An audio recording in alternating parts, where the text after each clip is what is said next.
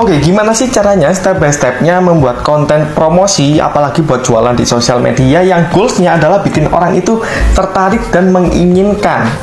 Goalsnya simple, kayak gitu. Apalagi ini cocok buat teman-teman semua yang jadi content creator buat bisnisnya sendiri, maka step by step ini cocok buat teman-teman semua. Oke,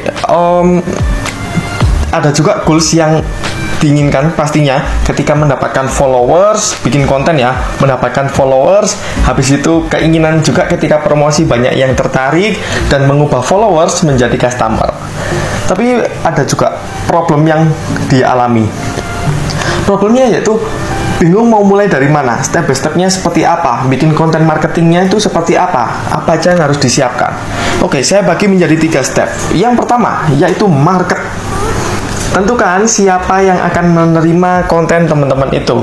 Kalau misalnya konten itu dibuat untuk semua orang, ya it's okay, nggak masalah. Tapi alangkah baiknya kalau teman-teman ini punya positioning yang benar-benar kuat di market tersebut. Misalnya kalau memang produknya itu random, bisa untuk semua usia, coba deh buat konten promosi ini fokusin ke market mana, usia 18-24 atau seperti apa. Soalnya treatment dan gaya bahasa yang digunakan itu juga berbeda. Jadi mesti tahu marketnya harus clear. Soalnya minat ataupun keinginan setiap orang itu berbeda-beda.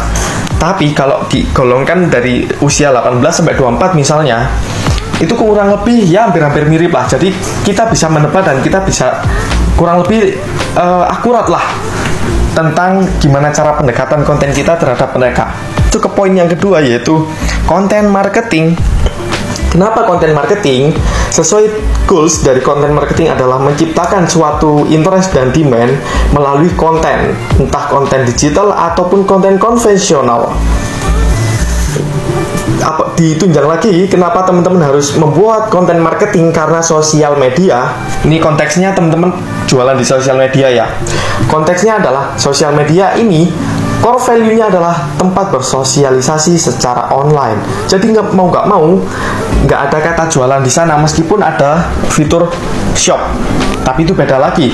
Maka dari itu untuk menciptakan interest dan demand dari orang itu yang tadinya nggak tertarik jadi tertarik, pakai konten marketing.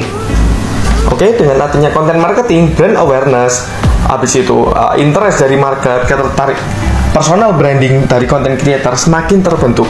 Tapi di sini saya fokuskan gimana sih caranya menyampaikan konten ataupun pesan yang ingin kita sampaikan ke market agar orang itu mau tertarik dan mereka mau mantengin, dan juga siapa tahu mereka juga tertarik dengan produk ataupun penawaran kita.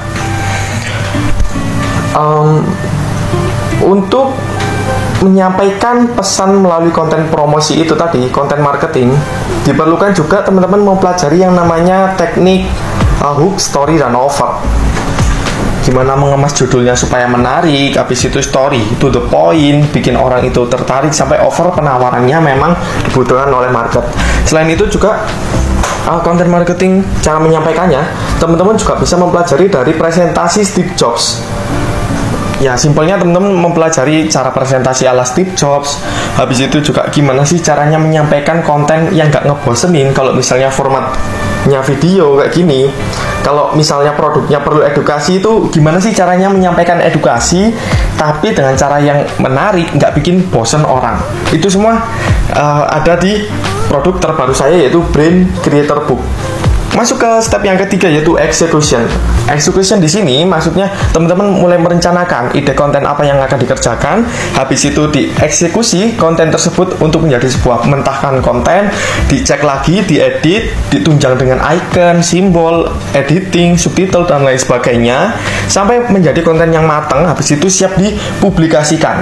Nah, setelah dipublikasikan, yang teman-teman lakukan adalah harus melakukan yang namanya mencari traffic.